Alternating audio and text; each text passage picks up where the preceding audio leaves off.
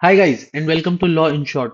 My name is Prakash देविल and आज का हमारा सेशन थोड़ा सा डिफरेंट है बिकॉज मैं अपने घर के कन्वीनियंस से ये पूरा वीडियो शूट कर रहा हूँ due to certain medical issues. जो भी है उस पर हम ज़्यादा डिस्कस नहीं करेंगे। आज का जो हमारा सेशन है वो रहने वाला है about the Shanti bill. Shanti bill है क्या? बेसिकली प्राइवेट एंटिटीज को एंट्री अलाउ की जा रही है in the nuclear sector of India. Now जब हम बात करते हैं बैकग्राउंड के बारे में, तो बैकग्राउंड कुछ ऐसा था कि पहले जो हमारे एक्ट्स थे वो दो थे। एक 1962 में आया था, एक 2010 में आया था। 1962 के जो एक्ट थे ये एब्सोल्यूट स्टेट कंट्रोल की बात करते थे न्यूक्लियर सेक्टर के ऊपर। ठीक है, और ये सिविल लाइबिलिटी एक्ट भी स्टेट की क्या लाइबिलिटी बन जाएगी इन केस कोई न्यूक्लियर मिसहैप हो जाता है, उसके बारे में ये सिविल लाइबिलिटी एक्ट बात करता था। बट इसके कुछ लिमिटेशन होते थे।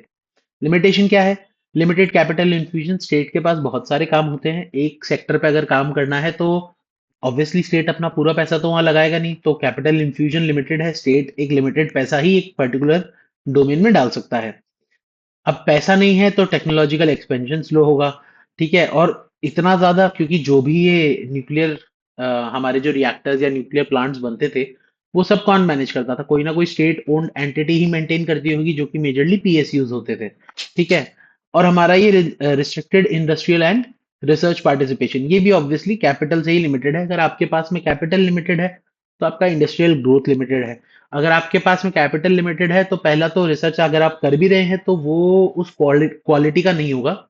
और वैसे भी रिसर्च करने के लिए बहुत ज्यादा फंडिंग लगती है, तो अगर फंड्स लिमिटेड है तो रिसर्च भी लिमिटेड हो जाएगी, राइट?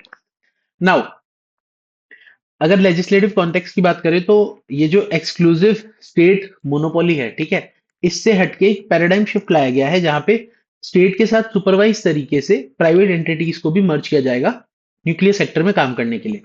नाउ होगा क्या यहाँ पे? पहले तो मॉडर्नाइज करना है, कुछ कुछ चीजें बदलनी है, ठीक है, ग्लोबल स्टैंडर्ड्स को मीट करना है और कंसोलिडेट करना है। ऊपर हमने दो लॉज देखे, उनको सिंगल लॉ के अंदर लाना ताकि कंफ्यूजन कम से कम हो, ओवरलैप कम से कम हो। ठीक है, क्लियर करनी है लाइबिलिटी। लाइबिलिटी किस तरीके से होगी इसके बारे में डिस्कस करेंगे, बट इस लॉ के अंदर लाइबिलिटी को थोड़ा और क्लियर किया गया है, right? Then enable participation. Private entities को बेसिकली अलाउ करना कि वो न्यूक्लियर सेक्टर के अंदर पार्टिसिपेट करें। ठीक है, और जितने भी हमारे रेगुलेटरी बोर्ड्स हैं या अथॉरिटीज हैं इस एक्ट के अंदर, उनको और फॉर्मलाइज करना, स्ट्रेंथन करना प्रोसीजरली एंड सब्सटैंटिवली। ठीक है, नाउ स्ट्रक्चरल ओवरहॉल क्या है? यहाँ पे मोनोपोली थी स्टेट की इस एक्ट के अंदर, यहाँ पे एक रिजिड लाइबिलिटी का सिस्टम था जो हम आगे थोड़ा और डिस्कस करेंगे।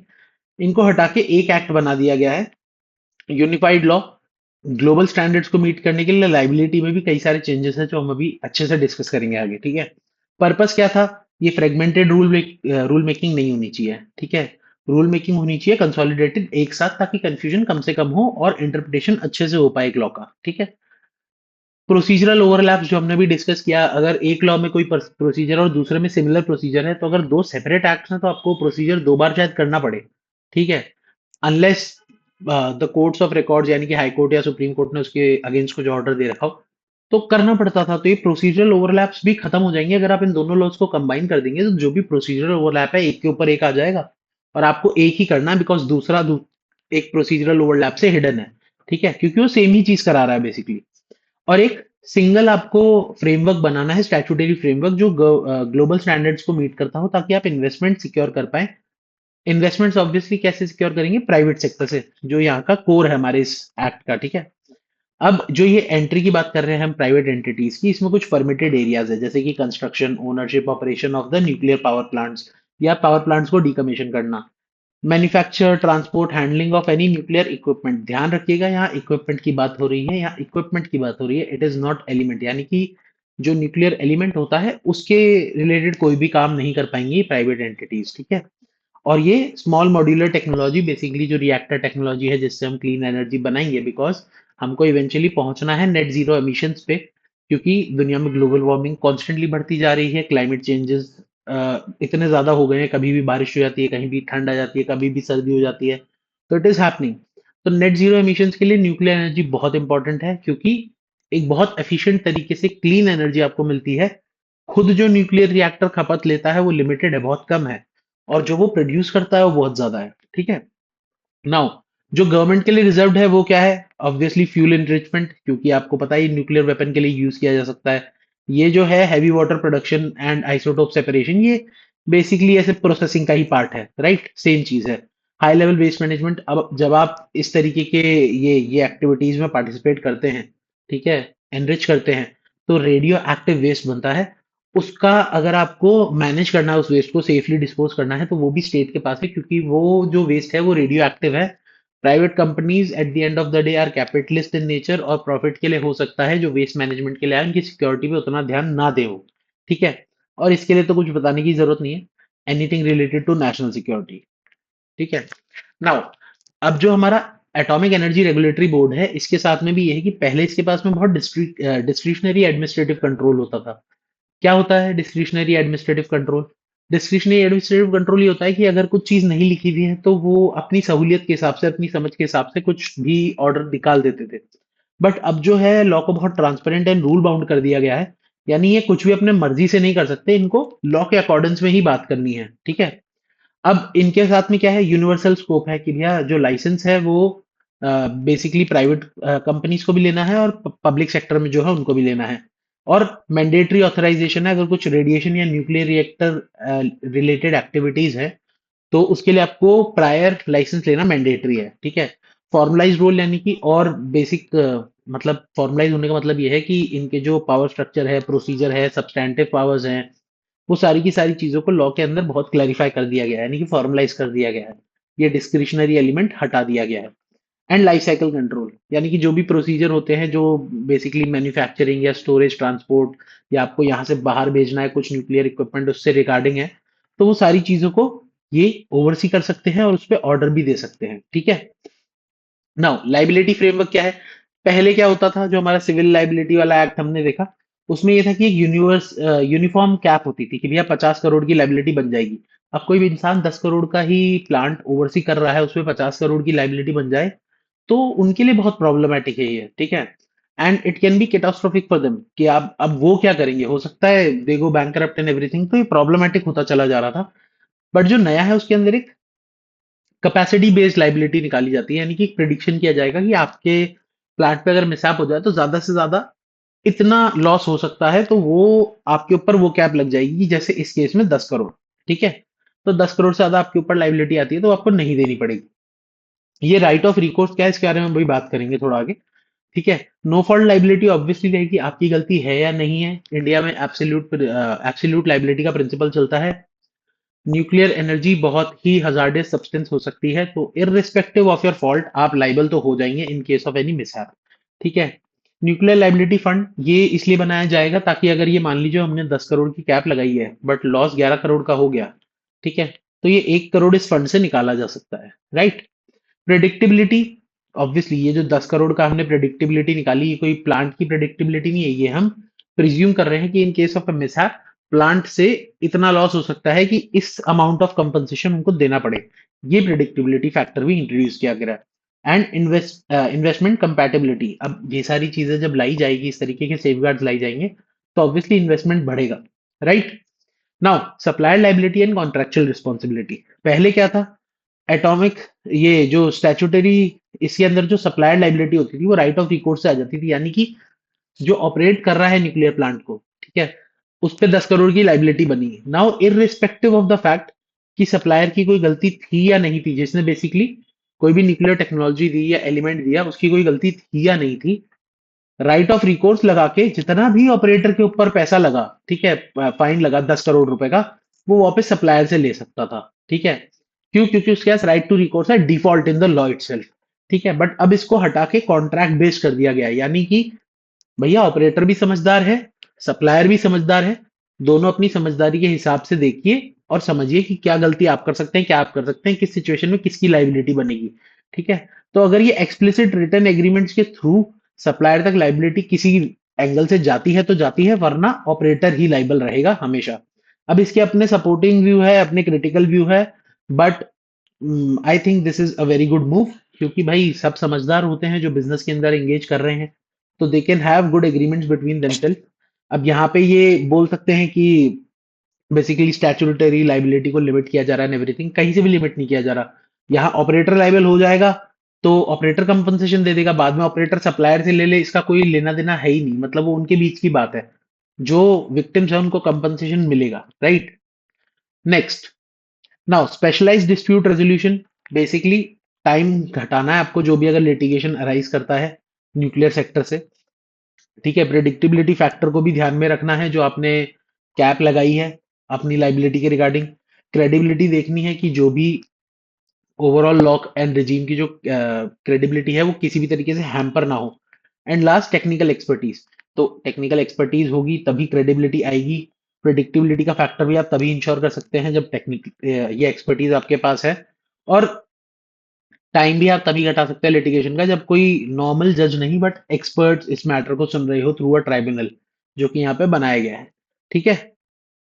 Now, future oriented nuclear technology, जिनको कि एसएमआर बोलते हैं।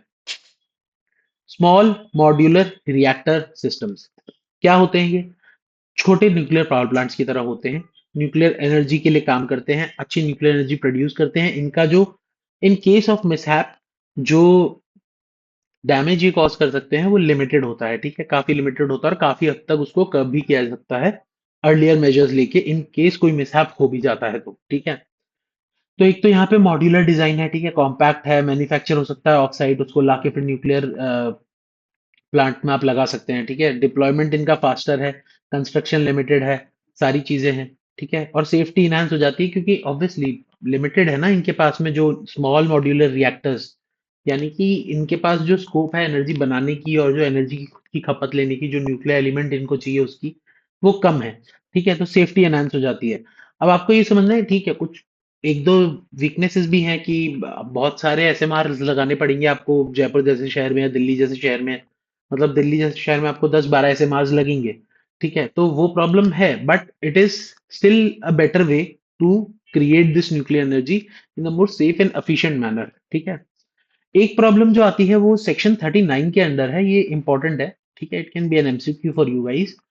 प्रॉब्लम क्या है? प्रॉब्लम ये है कि सेक्शन 39 ने ये कहा है कि जो भी ये आरटीआई एक्ट है ना, इससे बिल्कुल एग्जेम्प्ट है। इस एक्ट के अंदर कुछ भी अगर इंफॉर्मेशन आई है वो रिस्ट्रिक्टेड है, फुल्ली एग्जेम्प्ट है आरटीआई एक्ट के अंदर। अब आरटीआई एक्ट में सेक्शन 8 एग्जेम्पशन की बात करता है बट वहां पे एक ओवरराइड क्लॉज है, यानी कि कोई भी एग्जेम्पशन दे रखा हो बट अगर पब्लिक इंटरेस्ट की बात आ जाए तो वो एग्जेम्पशन हटा दिया जाएगा और आरटीआई के एम्बिट में उसको लाया जाएगा। अब यहाँ पे जो फुल्ली एग्जेम्प्ट वाली चीज है ना, ये प्रॉब्लमैटिक है, ठीक है? जो सेक्शन 39 के अंडर दी गई है, तो ऑब्वियसली जस्टिफिकेशन के लिए तो कुछ भी कह सकते हैं, सिक्योरिटी इंटेलिजेंस रिस्क है, बहुत सारी चीजें हैं।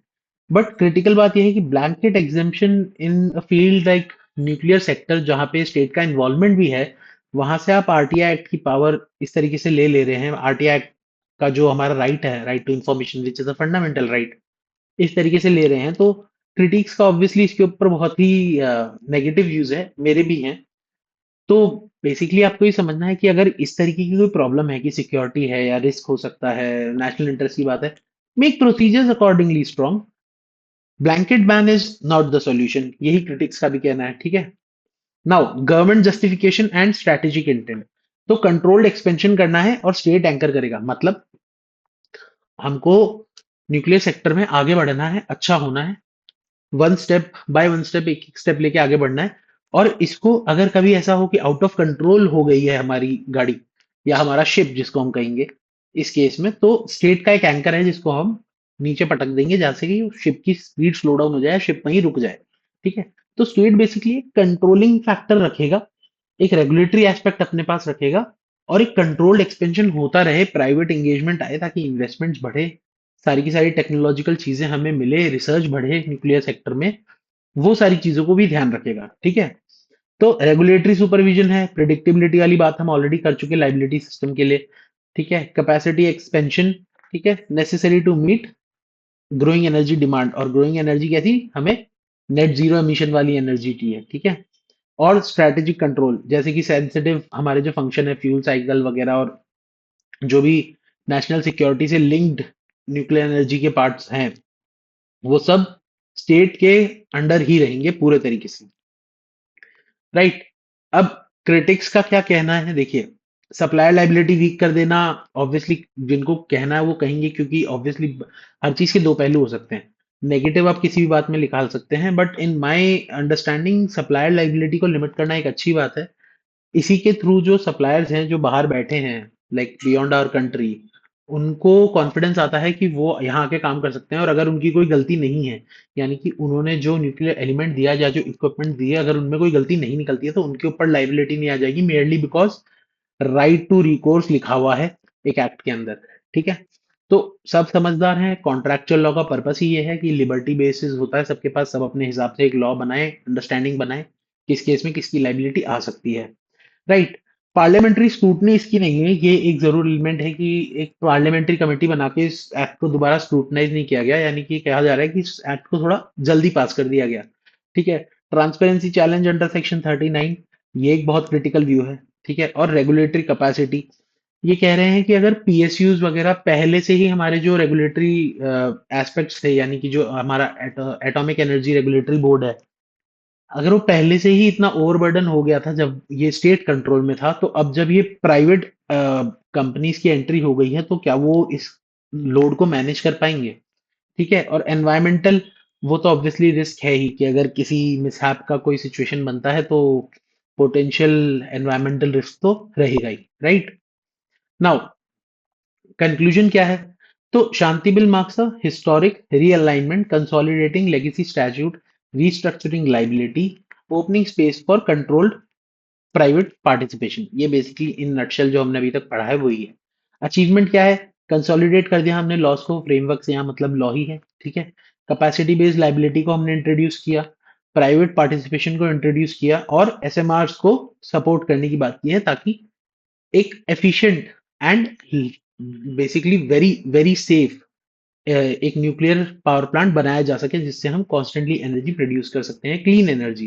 ठीक है। ये बात मैं आपको बता दूं कि आज भी इंडिया अराउंड अपना 50% एनर्जी क्लीन एनर्जी ही निकालता है, but it is from solar, and 50% is a huge number. ऐसा नहीं कि हर कोई देश ऐसा कर पा रहे हैं। ठीक है। बहुत बड़ा नंबर है ये। अराउंड 50%, 48 to 50% है। ठीक है, जो इंडिया सिर्फ सोलर पावर के थ्रू निकालता है। तो आपको ये बात ध्यान रखने की जरूरत है कि हम लोग काफी तेजी से बढ़ रहे हैं ये नेट जीरो एमिशंस की तरफ, और न्यूक्लियर एनर्जी उसका एक बहुत एफिशिएंट एंड क्विक तरीका है। ठीक है। Debates obviously supplier liability transparency वाला जो ये एलिमेंट है सेक्शन 39 में, ये है। सप्लायर लाइबिलिटी का डाइल्यूशन एक डिबेट का पॉइंट हो सकता है, बट अगेन कॉन्ट्रैक्चुअल लॉ में, अगर आप किसी से, आप जब गाड़ी लेने जाते हैं या कुछ भी ऐसी फोन लेने जाते हैं, तो आपको पता होता है ना कि फोन एक साल में खराब हो गया तो आपके पास ये राइट है, ये नहीं है। फोन पानी में आपने फेंक के खराब कर दिया तो उसमें जिसने फोन दिया उसकी कोई गलती नहीं। ये छोटी मोटी चीजें हैं, तो ये एक डिबेट का पॉइंट इन माय ओपिनियन नहीं होना चाहिए। ठीक है। Lastly, democratic accountability. अब ऑब्वियसली ये ट्रांसपेरेंसी का एलिमेंट नहीं है, तो ये कह रहे हैं कि डेमोक्रेटिक अकाउंटेबिलिटी भी नहीं है, जो कि कुछ हद तक सही है। राइट। तो इसके बारे में जरूर आगे जाके काफी सीरियस डिबेट्स होंगे, और हो सकता है सुप्रीम कोर्ट या कोई हाई कोर्ट भी इस चीज के ऊपर कोई ऑर्डर पास करे। ठीक है। So this is it for our today's session. Until next time, keep learning, keep growing. This is कर लो बात।